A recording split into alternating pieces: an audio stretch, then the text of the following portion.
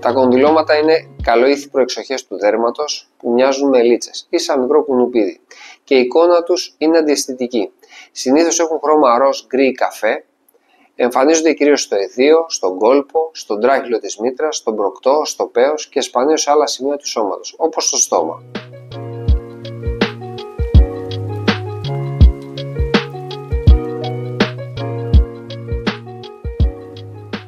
Στην ουσία, οι περισσότεροι ασθενείς πιάνουν τις ελίτσες αυτές κατά τη διάρκεια του μπάνιου τους. Ιδάλλως γίνονται αντιληπτές από τον γυναικολόγο που εντοπίζει τις βλάβες κατά τη διάρκεια του τεστ PAP ή της κλινικής εξέτασης.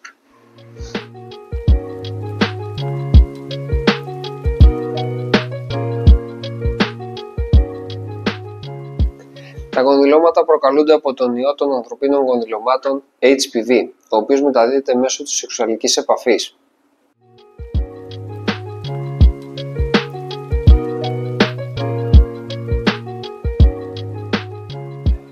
Τα κονδυλώματα μεταδίδονται μέσω της σεξουαλικής επαφής από άνθρωπο που φέρει τον ιό.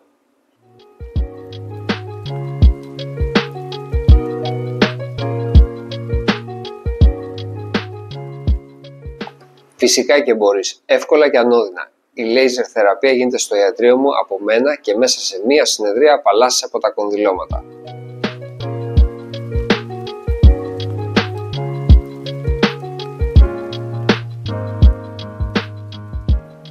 Στο ιατρείο μου χρησιμοποιώ CO2 laser τελευταίας τεχνολογίας που εξαχνώνει κοινώς καταστρέφει τα κονδυλώματα, άμεσα και χωρίς πόνο γιατί χρησιμοποιώ τοπική αναισθητική κρέμα. Η θεραπεία με λέιζερ όλων των κονδυλωμάτων γίνεται στο ιατρείο μου σε μία συνεδρία, δεν αφήνει σημάδια και η αποθεραπεία είναι εξαιρετικά γρήγορη.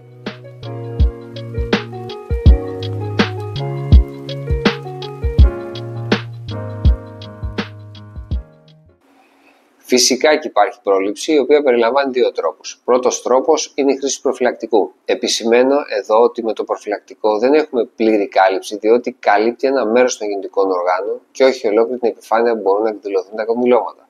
Μην ξεχνάμε ότι για τη μετάδοση απαιτείται τριβή δέρμα με δέρμα. Δεύτερος τρόπος. Εμβόλιο κατά του HPV. Επίσης δεν υπάρχει πλήρη κάλυψη, διότι το εμβόλιο δεν καλύπτει όλους τους τύπους του HPV.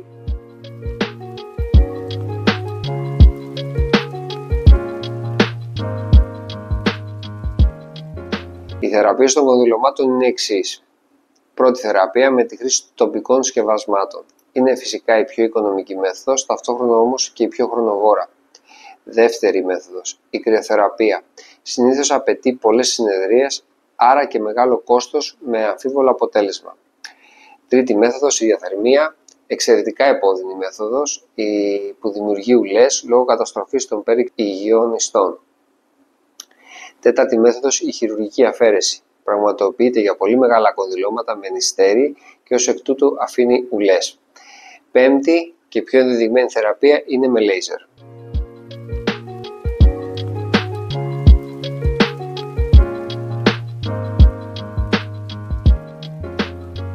Η ασθενής προσέχεται στο ιατρείο. Εκτιμώ τις βλάβες, τοποθετείται αναισθητική κρέμα τοπικά στις βλάβες και καλύπτουμε με διάβροχο αυτοκόλλητο ώστε να μην απορροφηθεί κρέμα από το εσώρουχο. Η ασθενής περιμένει στο χώρο αναμονής 30 λεπτά για να δράσει η κρέμα. Πραγματοποιείται η θεραπεία λέιζερ γρήγορα και ανώδυνα.